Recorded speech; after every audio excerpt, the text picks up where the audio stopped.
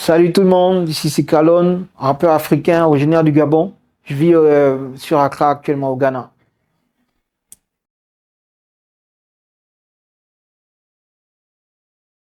Je dirais entre 2002, 2002, 2003, 2004. Je ne me rappelle plus très bien. Officiellement, 2003 ou 2004.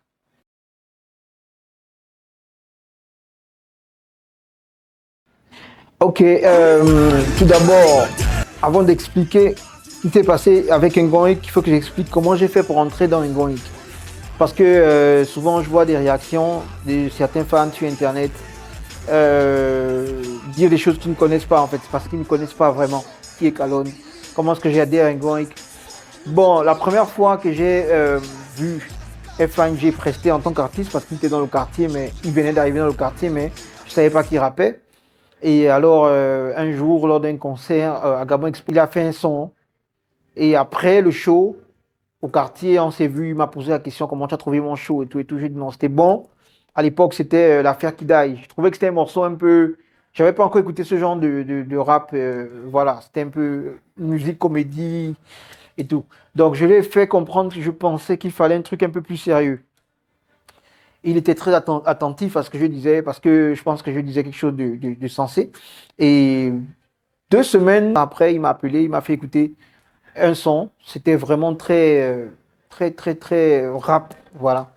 Et le titre, c'est le métronome. Voilà son premier hit. Et, euh, et après ça, donc, je pense qu'il a fait sortir. Après ça, il a fait sortir le clip. Boum, le son a décollé.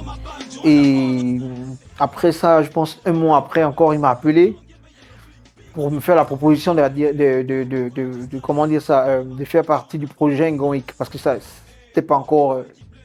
Le crew n'était pas encore structuré. Donc c'est comme ça que je rentre dans Ngoïk. Voilà. Maintenant, les raisons de mon départ, je ne veux pas trop m'attarder sur les détails parce qu'on est quand même à près de 10 ans ou 9 ans de ça. Donc je pourrais juste dire que ouais, c'est pas facile de travailler avec, d'évoluer avec, comment dire ça, des personnes qui veulent la même chose que toi. C'est pas très facile, surtout dans l'univers artistique et musical. Voilà, c'est pas très facile parce que souvent il y a des challenges, et souvent il y a euh, des pulsions ou des désirs d'assouvir certaines choses avant ou après l'autre. Bon, après, moi je rentre dans un Goïc avec un album prêt. J'avais des titres déjà prêts et j'ai travaillé à ce que les choses se fassent bien. Je vais donner mon maximum. OK? Et puis après, il y a des titres comme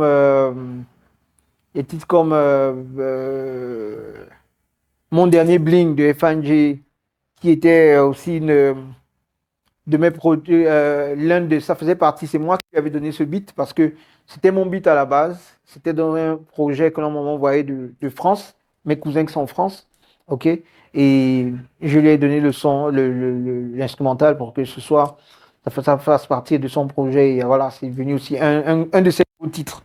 Et après, il y a eu quoi? Il y a eu Do It. Voilà, ça c'était mon beat. C'est moi qui ai fait le beat en fait. J'étais à la prod et je lui ai remis aussi. Donc voilà un peu ce que j'ai apporté en termes concrets. Hein, ok. C'est important de le rappeler parce que souvent je porte la casquette de les gens qui me connaissent pas me donnent une étiquette de ouais Calonne, voilà. Euh, en fait, une étiquette d'ingrat en fait. Voilà. En réalité, euh, je dois rien à personne en tant que tel. Voilà, je dois rien à personne. J'ai apporté ma pierre à l'édifice. Et quand on est un groupe, on est censé tous s'entraider. Et c'est normal. Donc, j'avais même pas besoin d'en parler avant. J'en parle parce que je suis dans une autre lancée et j'aimerais que ceux qui me catégorisent dans l'ignorance qui est la leur, stop, essaie de comprendre un peu que j'ai joué ma part. J'ai aussi apporté un plus dans la carrière des membres de mon équipe du mieux que je pouvais. Et voilà. Maintenant, comme je disais, mon départ a été surtout dû à certains manquements, je ne veux pas dire mécontentement. Je n'ai jamais eu de problème de leadership avec FNG. Voilà. Parce que à la base, j'ai jamais voulu être en avant. Voilà. Je suis un peu comme le tonnerre. et l'éclair, je préfère laisser en avant. Voilà, le tonnerre lui vient après. Je suis ce genre de personne qui n'aimait pas trop être à l'avant. Vous voyez, et puis c'était normal, il était sorti avant, il fallait, voilà, il avait plus de connaissances dans certains domaines. Moi, j'étais encore brut à cette époque-là et je travaillais énormément. Je me rappelle, et je pense que ceux qui me connaissent peuvent le témoigner, je travaillais souvent pendant plus de 8 heures de temps, 9 heures de temps à cette époque, rap non-stop. Donc, je travaillais beaucoup et je pense que c'est tout ça qui m'a permis de rentrer, intégrer. Et de mon expérience aussi personnelle, j'ai pu apporter ce que j'ai apporté. Maintenant, les choses ne sont pas forcément passées comme on voulait. Et j'ai trouvé qu'il fallait que j'essaie de voler de mes propres ailes. Bon, je dis voler de mes propres ailes, mais en vérité, ça a toujours été un peu le cas. Parce que Kalon et Ngoik, c'est un titre. C'est un titre, c'est emplacement. Et le reste des titres, c'est Kalon qui produisait pour Ngoik, en fait. Le reste des chansons, des sons que j'ai sortis dans Ngoik, c'était produit par moi. Promotion de tous mes titres par moi-même, les radios, télé, voilà quoi. Donc, après BDF, la BDF, c'est juste une continuité. À la base, il n'était pas question de quitter le groupe. Il était question de créer ma carrière solo, me détacher un peu. Mais lorsque j'ai sorti T'aimes trop l'ego, c'était un gros hit. Et puis du coup, beaucoup de choses se sont compliquées encore. Donc, j'ai dû prendre mon chemin. Mais en conclusion, en ce qui me concerne, F1 reste un frère. Voilà, il reste un frère. On sera toujours en bon terme en ce qui me concerne. Voilà, j'ai pas de soucis personnels.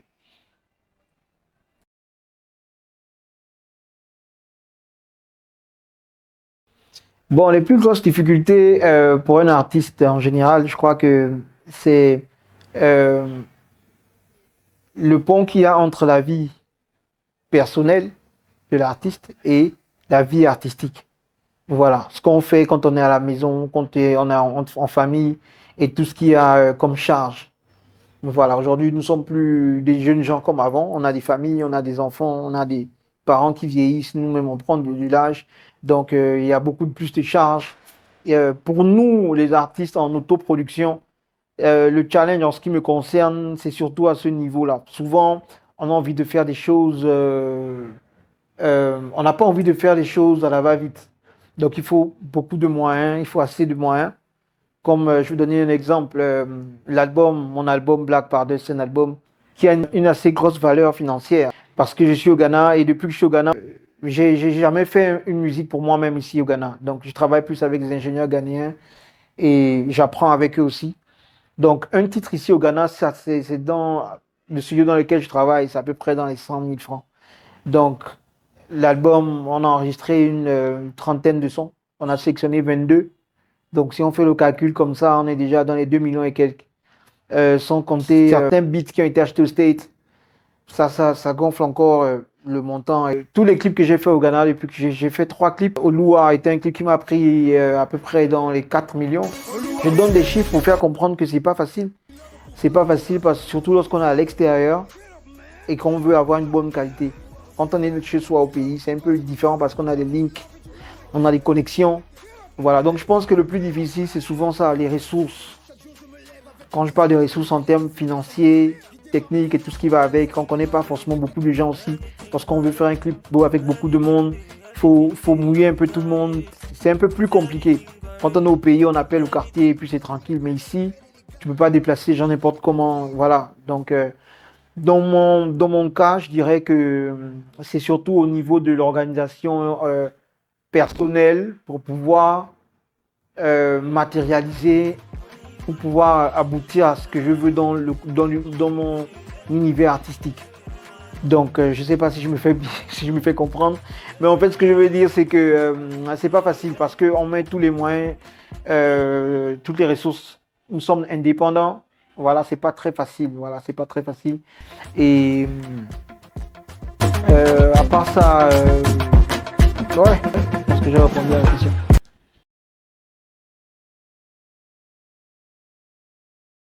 Les décisions les plus difficiles à prendre maintenant, jusqu'à maintenant, D'abord, mon départ d'Engoik, j'ai beaucoup réfléchi, beaucoup réfléchi, parce que pour moi, Engoik aurait pu être peut-être l'un des meilleurs groupes d'Afrique.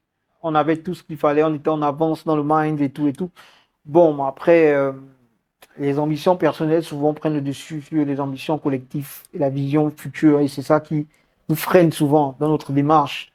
Mais, ça a été une décision assez difficile, mais j'ai quand même pris le temps de réfléchir, comme j'ai l'habitude de le faire dans mes situations, mes challenges. Et voilà, j'ai pris ma décision. La deuxième chose qui a été, la deuxième décision qui a été très difficile, c'était 3 ou 4 jours avant mon départ, mon voyage du Gabon au Ghana, j'ai reçu le coup de fil de Massassi. Voilà, Massassi, qui est un grand frère dans le milieu hip-hop. Je venais à peine de faire sortir mon projet dans lequel il y avait Envie d'ailleurs, en featuring avec Frank Baponga, parce que c'était un projet qui était venu après mon album où il y avait Thème Trop Lego. Après, j'ai fait sortir un autre projet où il y avait le featuring avec Frank Baponga. Donc, Massassi m'appelle et il me demande où est-ce que j'enregistre en ce moment. Oh, en ce temps-là, je travaille avec John Lucas. Donc, je lui ai fait savoir, il m'a dit, OK, il aimerait bien travailler avec moi. C'est pas une production, mais il voulait mettre des moyens autour de ma musique et de mon talent et tout et tout. C'était une proposition, c'était un truc de malade parce que quand j'ai cogité, je me dis, ce que Eric Banquet a pu faire avec Koba, sachant que c'est Massassi qui a quand même un peu secoué Ben, son arrivée avec Aïeux et tout. Je me disais, bon, étant donné que je sais qui je suis, Massassi, en train de travailler avec Kalon, ça aurait été un truc de malade. Donc voilà, ça m'a fait beaucoup cogiter.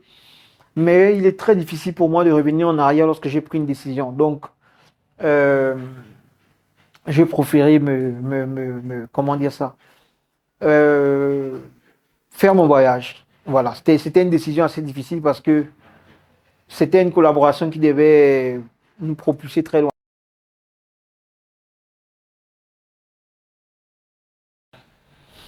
Ok, avant de quitter le Gabon, il faut dire que j'étais déjà un peu épuisé et fatigué par les mentalités là-bas, le système. Voilà, le pays m'avait un peu fatigué en fait. Et à vrai dire, j'avais décidé même de faire vraiment une pause. Lorsque je suis arrivé au Ghana, j'ai supprimé mes comptes Facebook, et Twitter, et tous mes comptes musicaux et artistes. Donc, en fait, je voulais redémarrer sur d'autres pas. Voilà, je voulais finir ma formation, que j'ai bien sûr fini. J'ai une licence en production pétrolière. Donc, voilà, j'avais envie de me positionner dans un autre, avoir d'autres appuis. Voilà. Parce que l'atmosphère musicale, l'industrie de la musique au Gabon était devenue un peu, tout était politisé, et puis on avait l'impression d'être dans on avait l'impression qu'on voulait nous formater dans un genre qui me plaisait pas trop. Et hormis ça, mon entourage, lorsque j'ai connu un petit succès comme ça, j'ai eu beaucoup de petites déceptions avec certains de mes proches qui racontaient des conneries. Comme quoi, vous savez, au Gabon, les gens pensent qu'on ne peut pas réussir sans se faire prendre par l'arrière ou être dans un cercle vicieux ou je ne sais pas, vous voyez de quoi je veux parler. Voilà, donc ce sont des étapes de la vie et tout ça, j'avais un ras-de-bol et tout ça, voilà, en fait. Et toute cette négativité, et tous ces systèmes autour de moi, voilà. Donc je voulais changer un peu d'atmosphère, changer de vie.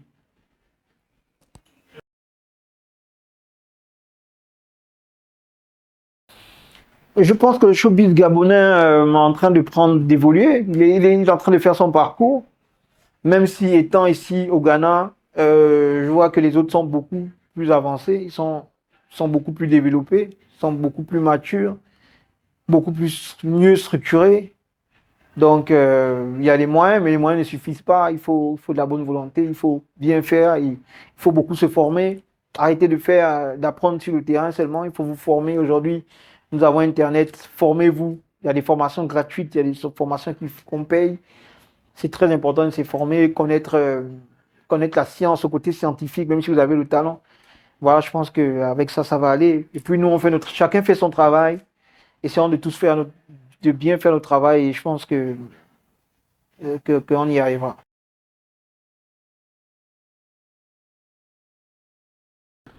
Je pense que ça va. Je pense que ça va. Ils se débattent et ils essaient de faire des bonnes choses. Ils essaient de faire des bonnes choses. Et, par contre, je suis tombé sur un artiste, Ebolko. Je pense que c'est Ebolko.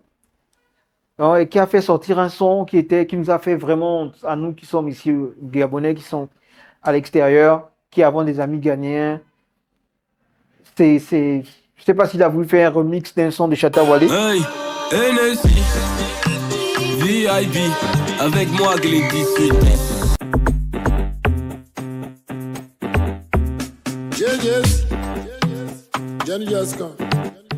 Mais c'est complètement le même beat, la même vibe. C'est comme s'il a fait une traduction en français. Les gars, arrêtez ça. On peut s'inspirer de quelqu'un, d'un artiste. On s'est tous inspirés de quelqu'un, mais on ne doit pas faire au-delà de ça. On ne doit pas, parce que après l'image que vous donnez du Gabon à l'extérieur, ça nous fait honte, nous qui sommes à l'extérieur. C'est honteux. Vous ne pouvez pas prendre le son d'un artiste aussi connu que Shatta Wale, refaire des remixes à chaque fois, et puis prétendre être des artistes. Et en plus, à ce qui est actuellement, vous êtes dans les premières, je peux dire, les premières lignes. Donc, c'est ça l'image que vous vendez à l'extérieur du Gabon? Est-ce que c'est ça l'image que vous vendez en tant qu'acteur culturel du Gabon? Nous sommes à une autre ère, nous ne sommes plus à l'ère d'avant, les choses sont en train de changer. Je pense qu'il faut que tout le monde change de mentalité. C'est pas bon. C'est pas bon. Il ne faut pas penser qu'au Gabon, aujourd'hui nous sommes tous sur Internet, on voit ce qui se passe. C'est vraiment